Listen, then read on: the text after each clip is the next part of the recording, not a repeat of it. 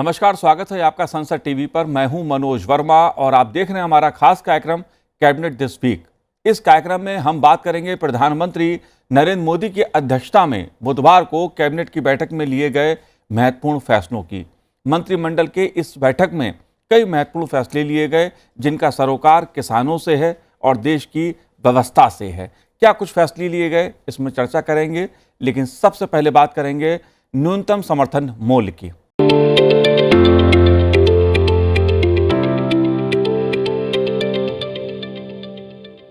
Cabinet ने season 2024-25 के लिए रबी फसलों के न्यूनतम समर्थन मूल्य एमएसपी को मंजूरी दे दी है। प्रधानमंत्री नरेंद्र मोदी की अध्यक्षता में आर्थिक मामलों की मंत्रिमंडलीय समिति ने सीजन 2024-25 के लिए सभी अनिवार्य रबी फसलों के न्यूनतम समर्थन मूल्य एमएसपी में वृद्धि को मंजूरी दे दी।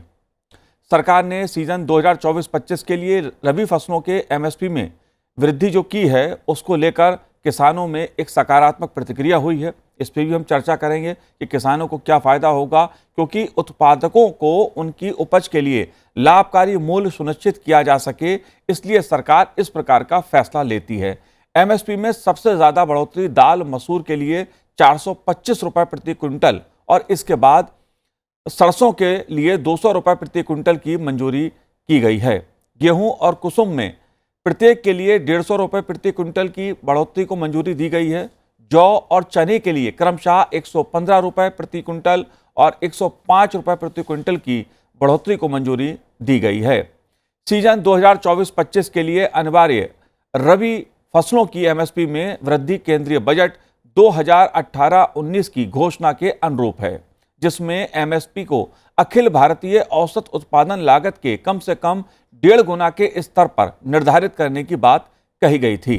रबी फसलों की इस बढ़ी हुई एमएसपी से किसानों के लिए लाभकारी मूल्य सुनिश्चित होगा और फसल विविधीकरण को प्रोत्साहन मिलेगा। सरकार खाद्य सुरक्षा बढ़ाने, किसानों की आय में वृद्धि करने और आयात पर निर्भरता कम करने के लिए तिलहन, दलहन और श्री अन्न मोटे अनाजों की उपज बढ़ाने के क्रम में फसल विविधीकरण को बढ़ावा दे रही है। इसका लक्ष्य कृषि में क्रांति लाना, वित्तीय समावेश का विस्तार करना, डेटा उपयोग को अधिकतम करना और देश भर में किसानों के जीवन को बेहतर बनाना। आइए सुनते हैं इस संबंध में केंद्रीय मंत्री अनुराग ठाकुर ने क्या कहा। रबी की फसल जो 6 फसलें हैं उसका न्यूनतम समर्थन मूल्य यानी कि एमएसपी को निर्धारित करने का निर्णय किया गया। ये फैक्टर आप सबको पता है, सीएसीपी के द्वारा जो अनुशंसा की जाती है उसके आधार पर ही होता है। और इसके जो हमारी कमिटमेंट थी कि 1.5 गुना हम किसानों की आय करेंगे, उसके प्रति मोदी सरकार पूरी तरह से प्रतिबद्ध है। और अगर ये 6 फसलों का एक एक करके मैं आपको बताऊं तो पिछले वर्ष की तुलना में ये एमएसपी ज़्यादा है। और तिलहन और सरसों में जो एमएसपी है उसको 200 रुपये प्रति क्विंटल की वृद्धि की गई है। मसूर के लिए 425 रुपये की प्रति क्विंटल वृद्धि की गई है।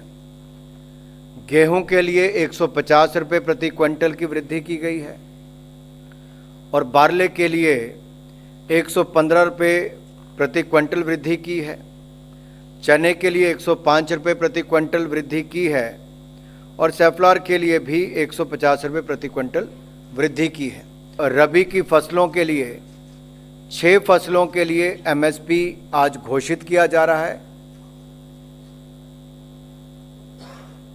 और ये एफसीआई के द्वारा राज्य की एजेंसियों के माध्यम से ही किया जाएगा।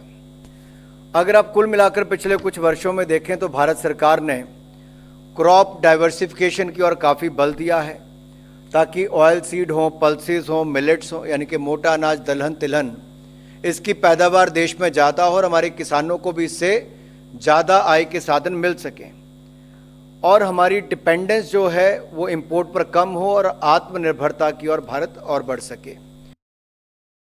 न्यूनतम समर्थन मूल्य का मुद्दा क्यों महत्वपूर्ण है, किसानों को इससे कितना फायदा होगा, देश की व्यवस्था को, अर्थव्यवस्था को खास तौर से कितना फायदा होगा, खाद्यान्न भंडारण जो है सरकार जो खरीद करती है उस लिहाज से ये फैसला कितना महत्वपूर्ण है, इन सभी मुद्दों पर बात करेंगे और इन सब पर बात करने के लिए इस समय हमारे साथ स्टूडियो में मौजूद हैं भारतीय कृषि अनुसंधान परिषद से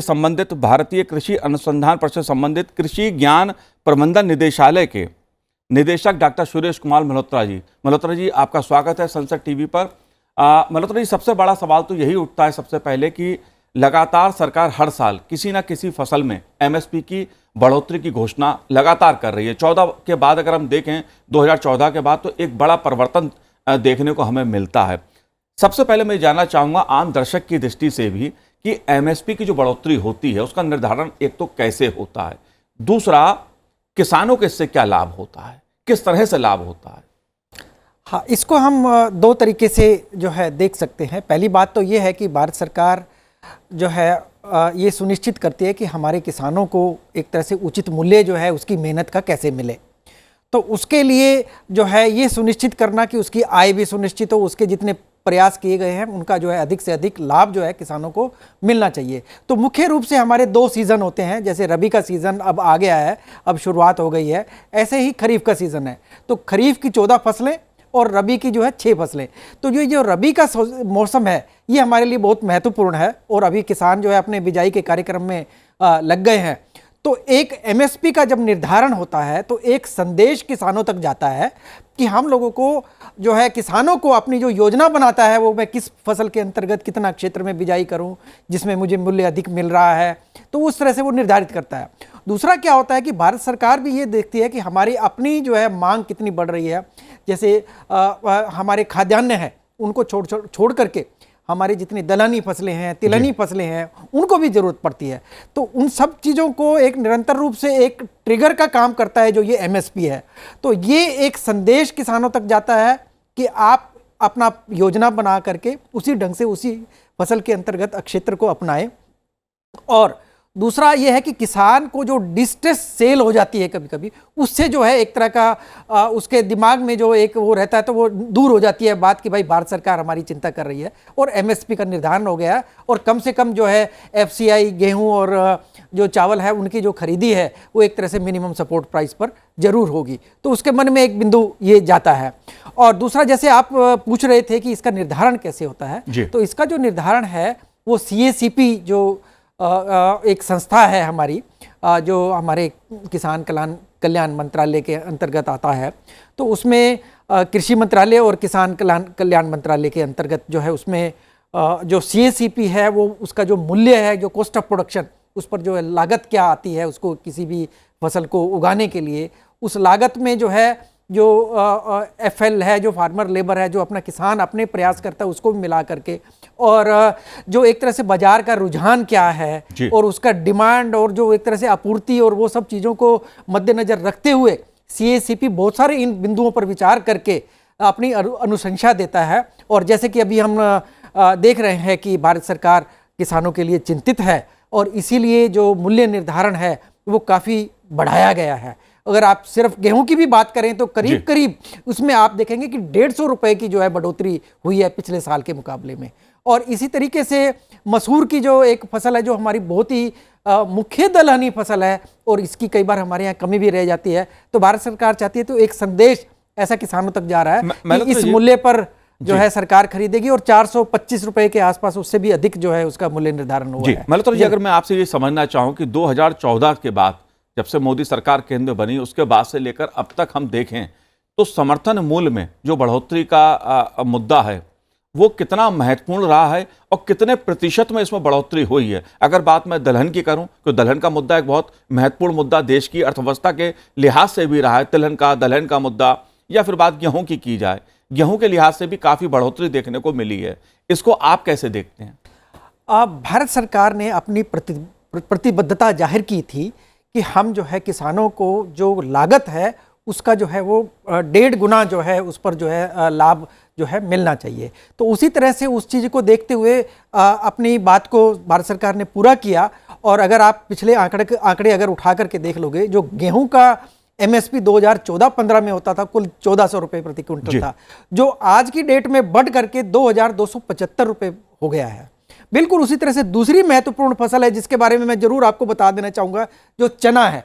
चना का जो उस टाइम में 2014-15 की बात करें तो 3100 रुपये उसका मूल्य था, जो आज की तिथि में बढ़ करके 5440 रुपये हो गया है।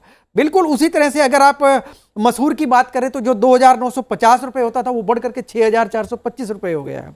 तो इस तरह की जो बढ़ोतरी है वो एक तरह से किसानों में एक बड़ा अच्छा संदेश लेकर के जाती है कि हमें फसल का जो विविधीकरण है उसकी तरफ जाने की जरूरत है। तीसरी जो महत्वपूर्ण फसल है वो सरसों है, क्योंकि तिलहनी फसलें हमारे लिए बहुत ही महत्वपूर्ण स्थान रखती हैं और इनको अगर मैं 2014-15 का आंकड़ा बताऊंगा तो करीब 3050 रुपये का जो है हमारा जो इसका समर्थन मूल्य होता था, जो आज की तिथि में बढ़ करके 5650 रुपये हो गया है। तो ये बहुत ही महत्वपूर्ण वृद्धि है और बहुत ज़्यादा बढ़ोतरी हुई है अगर देखा जाए तो। किसानों के लिए भारत सरकार हमेशा से चिंतित रही है और जो अभी अगर आप इसका जो मार्जिन है आप देखेंगे कॉस्ट ऑफ प्रोडक्शन पर, वो मार्जिन अगर मैं पिछले साल के कंपैरिजन में उसकी तुलना करके बताऊंगा तो करीब 52% से लेकर के 102% तक के मार्जिन जो है वो पिछले साल के मुकाबले में जो बढ़ोतरी हुई है। तो इस तरह की जो बढ़ोतरी है वो अपने आप में फसल विविधीकरण, और हम लोग ये भी चाहते हैं कि किसान दलहनी फसलों पर ध्यान दे, तिलहनी फसलों पर भी ध्यान दे, और साथ में जो दूसरी मिलेट की फसलें जो अभी सामने आ रही हैं, हाँ। मिलेट पर भी ध्यान दे, क्योंकि हमारा जो बोझ खाद्य सुरक्षा का है वो सबसे ज्यादा गेहूं और चावल पर है। तो अन्य फसलों को के भी विकल्प सामने लेकर के आए, क्योंकि हमारी प्रतिबद्धता ये भी है कि किसान की आमदनी कैसे ज्यादा बढ़े। तो आमदनी बढ़ानी है तो विविधीकरण जरूर लाना पड़ेगा।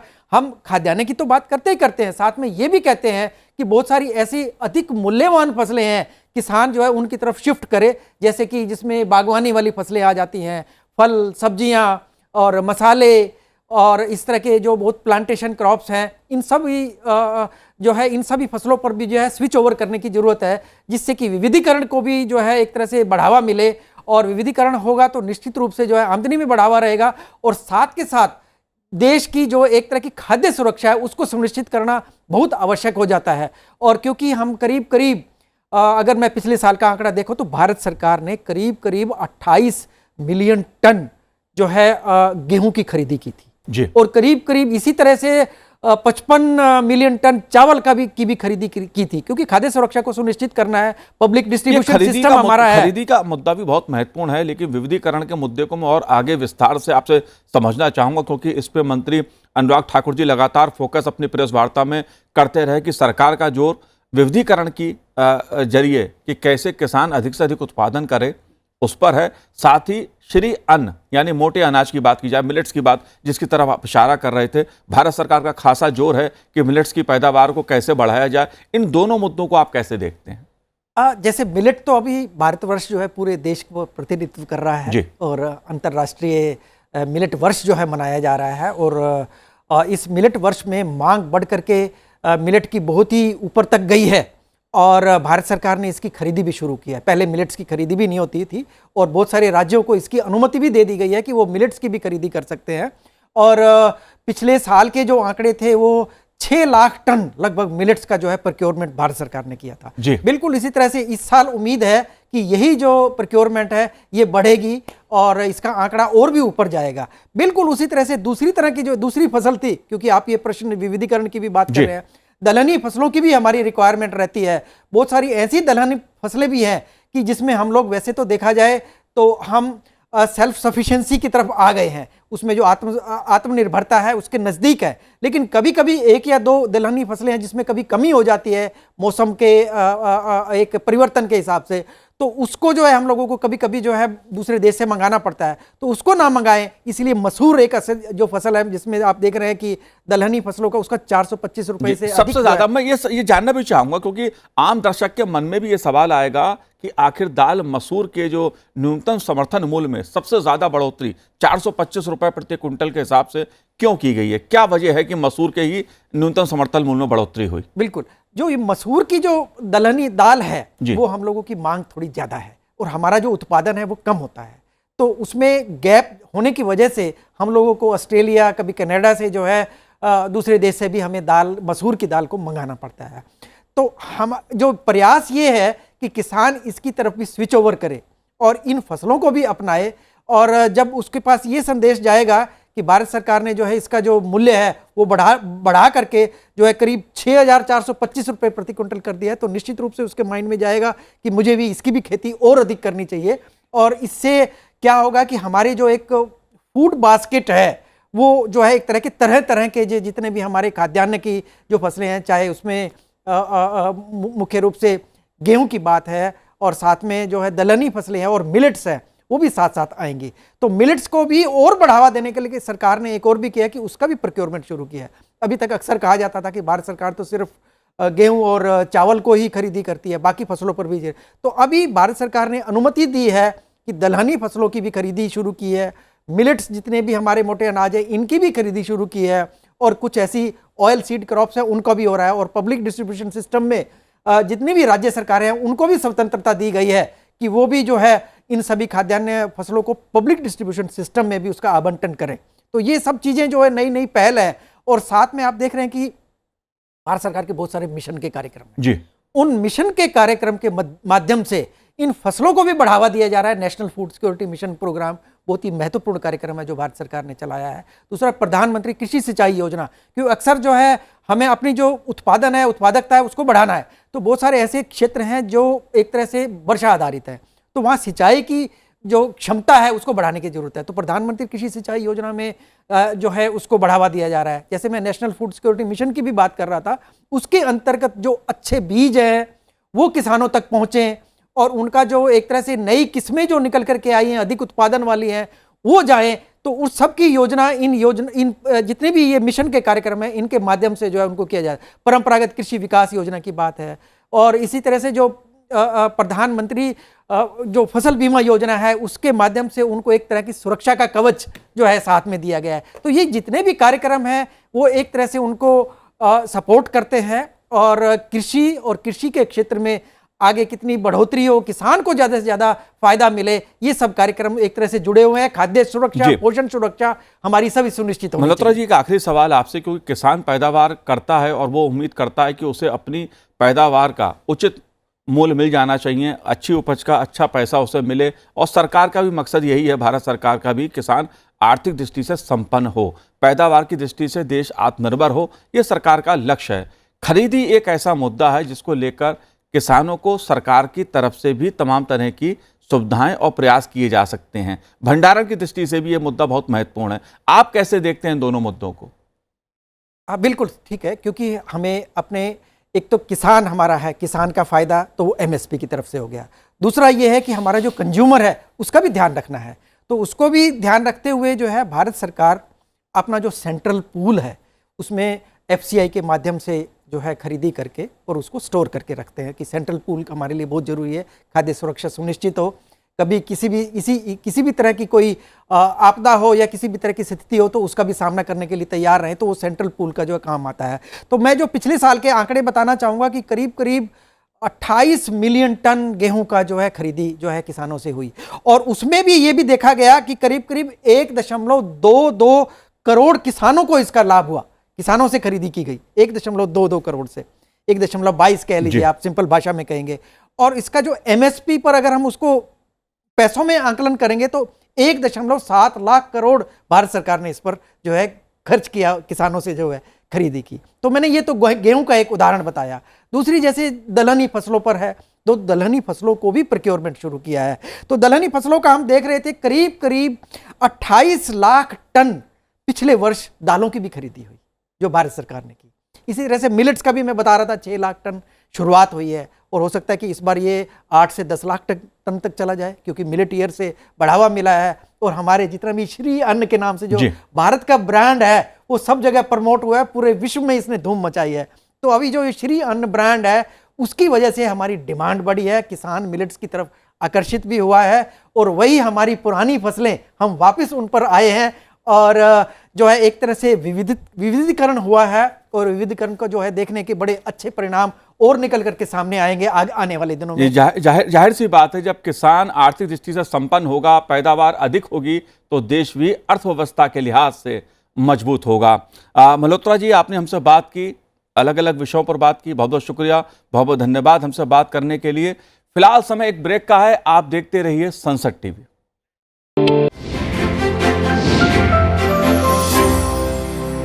ब्रेक के बाद आपका स्वागत है और अब हम बात करेंगे नवीकरणीय ऊर्जा की, यानी हरित ऊर्जा की दिशा में केंद्रीय मंत्रिमंडल द्वारा लिए गए एक महत्वपूर्ण फैसले की।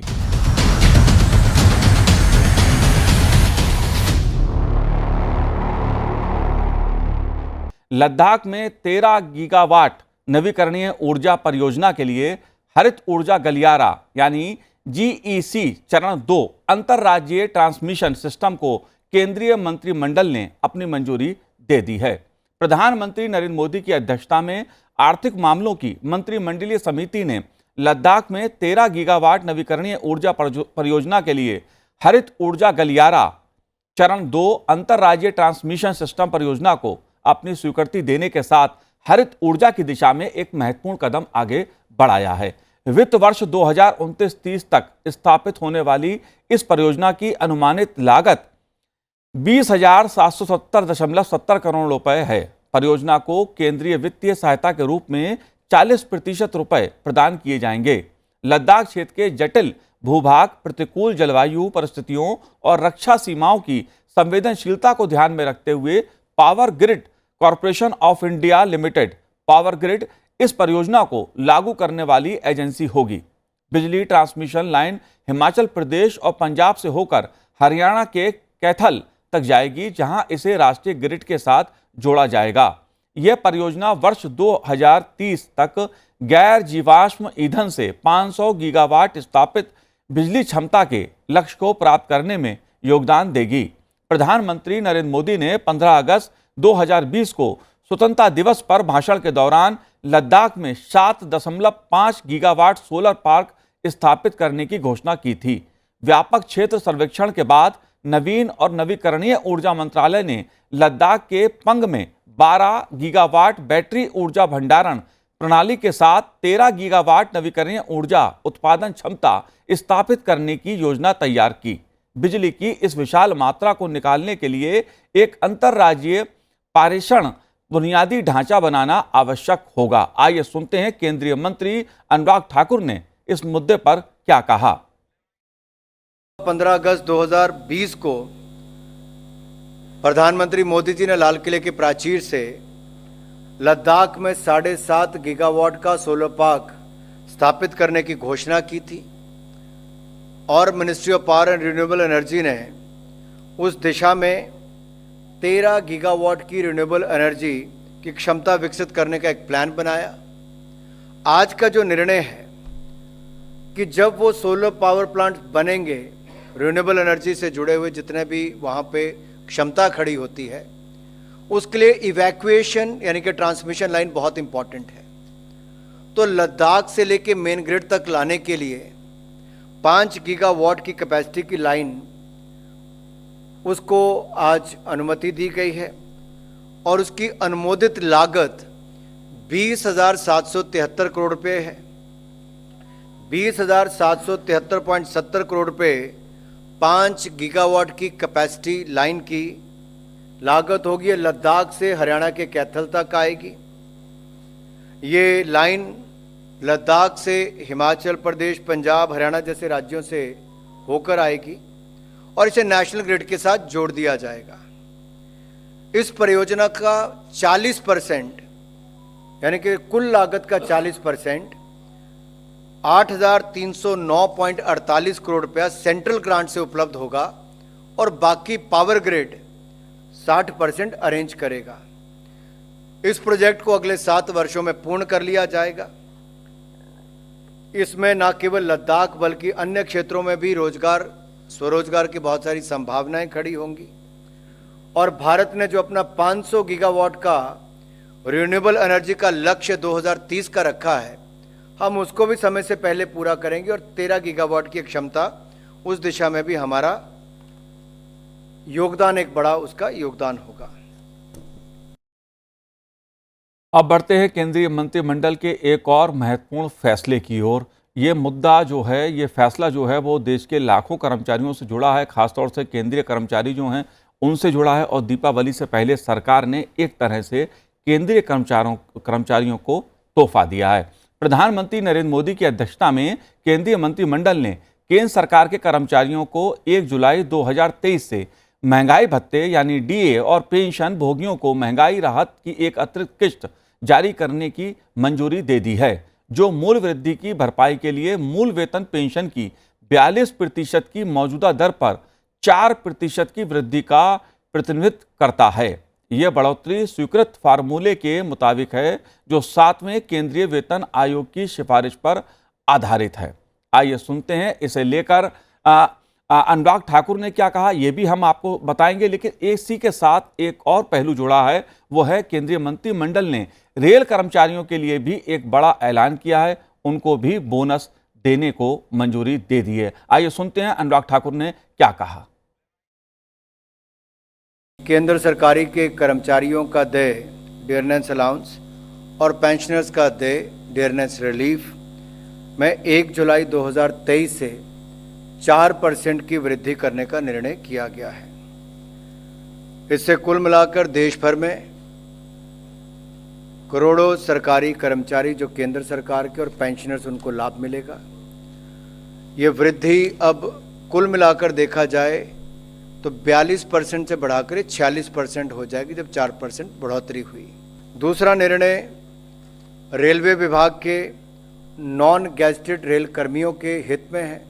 तो 11,07,346 नॉन गैजेटेड एम्प्लॉयज़ रेलवे के, इनके लिए 78 दिन का बोनस तय किया गया है। यानी कि 78 दिन की जो उनकी सैलरी है उसके बराबर उनको बोनस देने का तय हुआ। इसके ऊपर लगभग 1,969 करोड़ रुपये खर्च होंगे।